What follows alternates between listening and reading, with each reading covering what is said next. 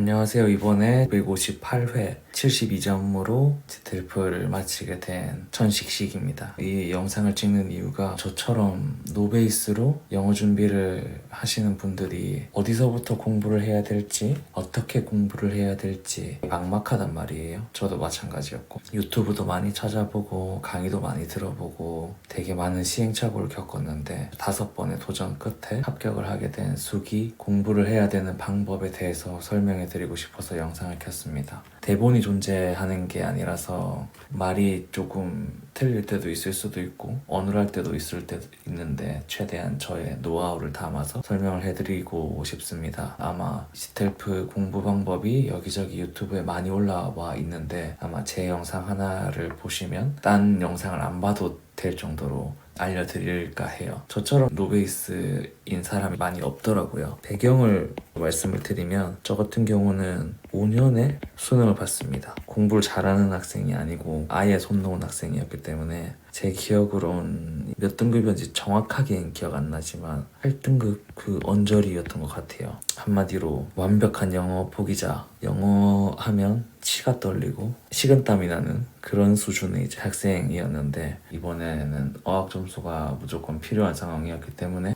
도전을 하게 됐고 도전을 하면서 많은 걱정과 염려들이 있었지만 드디어 해냈네요. 남들은 한 번 만에 붙는 분들도 많이 봤는데 저는 5번 만에 성공을 했습니다. 공부를 하는 방법도 사실 잘 몰랐고 공부를 한 아예 없는 상태였어요. 기본 지식 상태가 어느 정도였냐면 동사, 명사, 뭔지는 아는데 뭐 예를 들면 이게 동사인가? 명사인가? 이 수준이었습니다. 진짜 심하죠. 그래서 저는 먼저 종합 강의를 하나 끊었어요. 사실 저는 별로 추천을 드리지 않습니다. 종합 강의는 일단 돈이 아깝습니다. 비싸요. 뭐 어딘지 밝히진 않겠지만 시험이 떨어질 때마다 계속 들을 수 있는 그 무한 이게 순환 방식의 그런 강의였는데 그런 강의를 들으면 어떻게 되냐면 연장해야 되니까 빨리 시험 쳐야겠다 이런 생각이 들어요. 이거부터 이제 글러먹었죠. 그 시험 과목에 대해서 먼저 설명을 드리겠습니다. 총 3가지가 있는데 첫 번째는 문법, 두 번째는 청취, 세 번째는 독해 순서로 시험을 치게 됩니다. 난이도는 독해가 제일 쉽습니다. 그리고 청취가 제일 어렵습니다. 독해 같은 경우는 난이도가 그때그때 다른데 중 정도로 하겠습니다. 노멀 이런 식으로 시험이 나오고 저희는 생각해야 됩니다. 전략을 세우는 겁니다. 점수를 어떻게 받을 것인가. 물론 이 전략대로는 되지 않습니다. 하지만 먼저 세우는 거죠. 목표 점수라고 하죠. 문법은 보통 100점을 받아야겠다 생각을 합니다. 65점이 목표시라면 청취를 버리시는 분들도 있는데 저는 버리는 걸 완전 비추하는 편이고 65점을 받으실 거면 독해에서 한 60에서 한 40점 정도 이 정도를 청취해서 확보를 해주시면 여유롭게 65점이 도달하실 수 있을 거라고 봅니다. 문법을 어떻게 공부를 하면 되냐. 문법은 공식이 있습니다. 공식을 완벽하게 외우셔야 됩니다. 지텔프 같은 경우는 나오는 문항의 수가 어느 정도 정해져 있어요. 그걸 시험지에 구석에 쓰면서 합니다.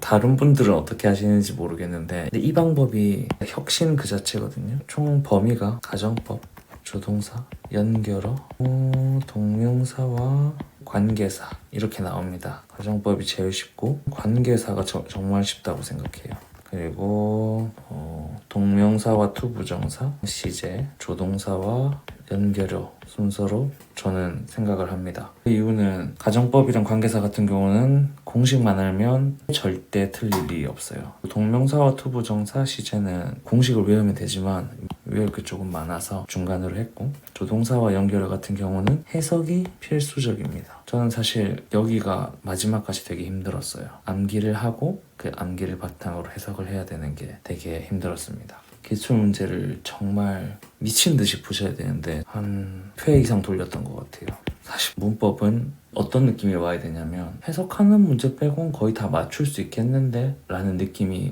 오셔야 됩니다. 이 감을 잃어버리지 않기 위해서 매일 기출문제, 문법 기출문제 하나씩 풀고 독해랑 청취 공부를 했었어요. 저의 슈퍼팁인데 나오는 문제 수가 정해져 있다 했잖아요. 각 분야별 나오는 문항의 수가 정해져 있어요. 이게 무슨 말이냐. 예를 들면 현재 진행 시제가 한번 나왔다. 그러면 다시는 현재 진행 시작 나오지 않는다는 말이에요. 문제가 헷갈릴 때 이렇게 고르게 분포시켜 줄 수가 있어요. 예를 들어 얘가 현재 진행 같아. 근데 얘도 현재 진행 같은데? 그럼 둘 다 현재 진행이네. 이거는 있을 수 없다는 일이에요. 물론 퍼센트는 아니에요. 근데 거의 90 정도의 확률로 똑같게 나올 리가 없다. 저는 시험을 치잖아요. 문법 구석에다가 쓴 ing 세 문제, 투부정사 세 문제, 현재 진행, 현재 완료 진행, 과거 진행, 과거 완료 진행, 미래 진행, 미래 완료 진행, 동사 원형. 가정법은 가정법 과거랑 가정법 과거 완료 이렇게 있거든요. 그래서 문제. 그리고 나머지 두 문제씩 나옵니다. 조동사, 연결어, 관계사. 문제 풀면서 하나씩 체크를 하면서 푸는 거예요. 풀고 체크하고 풀고 체크하고. 내가 하나가 헷갈리는 게 있어도 다 했어. 그러면 다음 건 풀 필요도 없이 현재 완료 진행인 거예요. 이런 식으로 해석을 하시면 된다. 간혹 이거 불법 아닌가요? 얘기하는 분들이 있는데 시험지에 이런 거 낙서하지 말라는 건 없습니다. 시험지에 쓰실 수 있어요. 그래서 가끔 모르시는 감독관분들은 쓰면 안 돼요 하는데 저희가 문제를 푸는데 시험지에서 낙서 안 하면서 어떻게 풉니까? 독해를 할 때 줄도 긋고 밑줄도 치고 하는데 그것도 하지 말라는 건가요?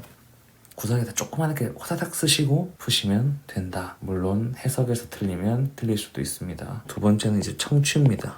저 같은 이제 노베이스들은 청취가 제일 어려워요. 지텔프가 청취가 쉬운 편이 아닙니다. 그래서 청취를 버리고 가시는 분들도 많고 저는 버리면 안 된다고 생각을 하긴 합니다. 그래서 저는 안 버렸고 청취가 진짜 힘들어요. 제 여자친구가 공부를 엄청나게 잘한단 말이죠. 여자친구한테 물어본 방법입니다. 어떻게 하면 청취 잘할 수 있어? 이러면서 물어봤는데 그 방법을 여러분들께 이제 전수해드리고자 합니다. 제 청취 점수가 마지막 졸업 점수가 확 뛴 거 보이시죠? 물론 운도 좋아야 돼요. 이제 어떻게 하면 확률과 온을 높일 수 있는지에 대해서 알려드리겠습니다. 문항의 수가 거의 비슷하게 있어요. 예를 들면 우리가 보기를 A, B, D 나오는 양이 비슷하다는 거예요. 일렬로 쫙 찍잖아요. 보통 15점에서 한 35점까지는 확보가 됩니다. 먼저 매일 들어야 됩니다. 여기서 매일 듣는다는 건 매일 문제를 풀어야 된다는 말이에요. 그러면 1 그러고 나면 두 번째 1 듣기 한 해설을 보고 또 듣습니다. 이 단어를 놓쳤구나, 내가 이 단어를 못 들었구나, 이런 것들 알게 될 거예요. 그리고 운을 높이는 방법인데 저는 어떤 마음가짐으로 청취를 했냐면요. 챕터가 총 4개인데 두 사람이 대화하는 거 2개고 한 명이 설명하는 게 2개 있어요. 2명이 설명한다. 그러면 옆에서 내 친구들이 대화하는 걸 듣는다 생각으로 들었어요. 정말 이거 웃길 수도 있는데 이런 생각으로 듣잖아요. 그러면 잘 들립니다. 진짜로 그냥 들을 때보다 잘 들려요. 그리고 들으면서 다 안 들려도 상황 파악을 하라고 하세요. 제가 이번 시험 칠 때 라이센스에 관한 이야기가 나왔었어요. 내가 드라이브 라이센스를 따는데 보통 우리가 상식이라는 게 있잖아요. 드라이브 라이센스를 딸 때 어떻게 해주면 고마워할까? 이런 것들 있잖아요. 차를 빌려주면 고마워할까? 운전 연수를 도와주면 고마워할까? 이런 상황을 생상하면서 들으시면 훨씬 더 잘 들립니다. 그리고 독해입니다.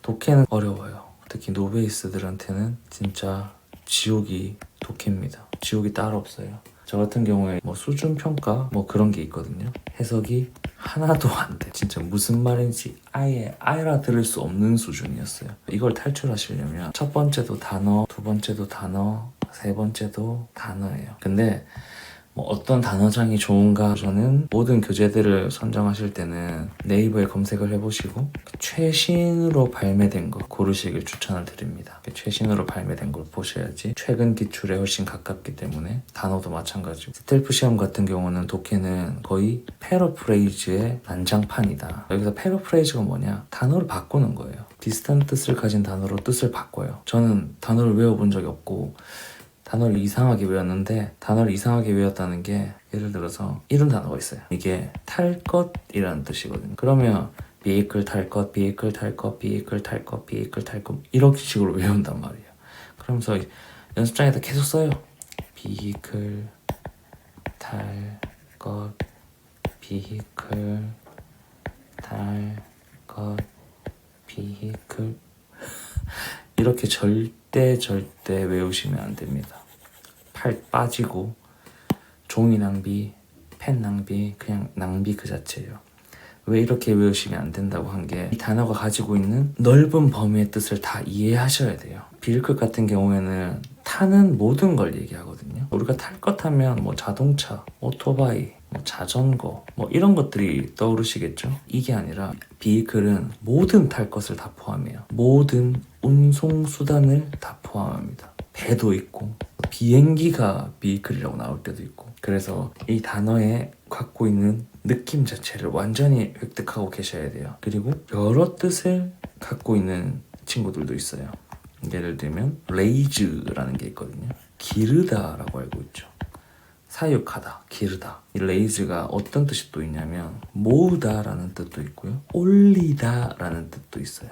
모으다 하면 collect가 되겠죠. 올리다 하면 lift 뜻도 가지고 있어요. 여러 개 뜻을 갖고 있는데 우리가 레이즈 기르다, 레이즈 기르다, 레이즈 기르다 이런 식으로 해보면 모으다나 올리다의 뜻으로 나오면 문제서 틀리는 거예요. 단어를 외우는 팁을 조금 드리자면 단어는 눈으로 외웁니다. 눈으로 계속 봐요. 눈으로 외우고 짧은 테스트를 계속 보는 거예요. 손바닥으로 가리면서 무슨 뜻이지? 무슨 뜻이네? 이런 과정을 계속 거쳐요. 저는 하루에 100단어씩 외웠거든요. 뭐 200단어도 외워보고 뭐 50단어도 외워보고 해봤는데 100단어가 저는 딱인 것 같더라고요. 외우다 모르는 게 있으면 날짜를 위에 써놓거나 아니면 체크를 하거나 아니면 사인펜을 긋거나 표시를 계속해서 안 외워지는 단어들은 단어장을 들고 다니면서 외웠어요. 어플을 썼는데 단어 외우는 어플도 다 다운받아서 써봤는데 보켓이라는 어플이 제일 좋아요.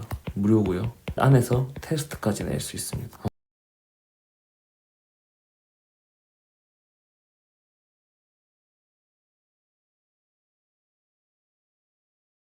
하나 팁을 더 드리면 전 챗 GPT를 가지고도 단어를 외웠거든요. GPT한테 이제 패러프레이즈 문제를 내달라고 해요. 그리고 잘 안 내어지는 애들은 어원이나 문장 만들어 달라고 했어요. 앞서 문법에서 외워야 되는 거 동명사라든지 부부정사 이런 것도 내달라고 했어요. 단어를 다 뗐어. 단어를 다 뗐는데 단어를 다 떼면 해석이 될 줄 알았는데 해석을 해본 적이 없기 때문에 예를 들어서 I am a boy 이런 건 해석이 됩니다. 뒤에 at the school 이것까지는 해석이 돼. at은 장소를 보여주니까 여기서 지텔폰 문장이 엄청나게 길단 말이에요. 해석이 안 되기 시작해요. 단어 뜻을 다 알았는데도 문제가 다 틀려. 제가 이랬어요. 답도 해석해야 되거든요. 답이 해석이 안 돼. 이럴 때는 강의를 들으십니다. 제가 추천하는 강의는 정재현 선생님의 독해 강의가 있거든요. 저는 이걸 들었어요. 이걸 듣고 점수가 확 올랐어요. 근데 이거는 유료예요. 저는 한 번도 안 받았습니다. 정재현 선생님이랑 모르는 사이고 무료를 좀 노리겠다. 그러면 유튜브에 뭔가 말하다 보니까 계속 광고 같은데 독해 체력이라고 있어요. 정재현 선생님께서 올려주신 건데 독해 체력 이거 진짜 좋아요. 이렇게 하시면 사실 독해는 문제 없을 겁니다. 시험에 대한 팁을 좀 드리자면 문법은 보통 10분에서 15분 이내에 무조건 다 푸셔야 돼요. 주어진 시간보다 훨씬 빨리 풀고 다른 것들을 해야 시간이 모자라지 않거든요. 10분에 끝을 내고 바로 독해로 넘어갑니다. 독해는 총 4개의 파트가 있는데 푸는 순서가 저는 4, 1 또는 3 이렇게 풀었어요. 여기서 이 순서는 쉬운 순서예요. 2 또는 3위로 된 이유가 해보니까 2가 더 어려울 때도 있고 3이 더 어려울 때도 있고 그때그때 다르더라고요. 단어만 쫙 훑으신 다음에 내가 이걸 더 잘 알겠는데 싶으신 걸 먼저 푸시면 됩니다. 그리고 청취 시작 대략 한 3분 전쯤 빠르게 돌아가셔서 청취 1번의 답을 해석하셔야 돼요. 저 같은 경우는 주요 키워드 단어에다가 써놨어요. 영어 옆에다가 단어의 뜻을 써놔요. 그래야 저는 한눈에 들어오더라고요. 그리고 시간이 좀 남으시면 2번까지 해놓으시면 좋아요. 그나마 하나라도 더 들을 수 있거든요. 청취 1번을 듣고 나면 마지막에 문제를 한 번 더 읽어줘요. 문제를 한 번 더 읽어줄 때 우린 듣지 않고 다음 챕터로 가서 다음 챕터 해석을 합니다. 그리고 또 문제를 읽어주겠죠. 문제는 2번 읽어주니까 그러면 또 바로 가서 다음 챕터 해석을 해요. 이런 식으로 하면 청취 준비를 다 하실 수 있다. 마지막 팁을 조금 더 드리면 시험 치러 가시기 전에 OMR 카드 어떻게 작성하는지 한번 보고 가세요. 보고 가면 이런 당황하는 마음이 없어집니다. 준비물 체크하시고 꼭 합격하시고 그러니까 이 팁을 잘 얻으셔서 시험을 잘 보시면 좋을 것 같습니다. 긴 영상인데 아마 끝까지 보셨다면 엄청나게 간절하신 분들일 거라고 생각해요. 저처럼 다들 합격하셨으면 좋겠습니다. 감사합니다.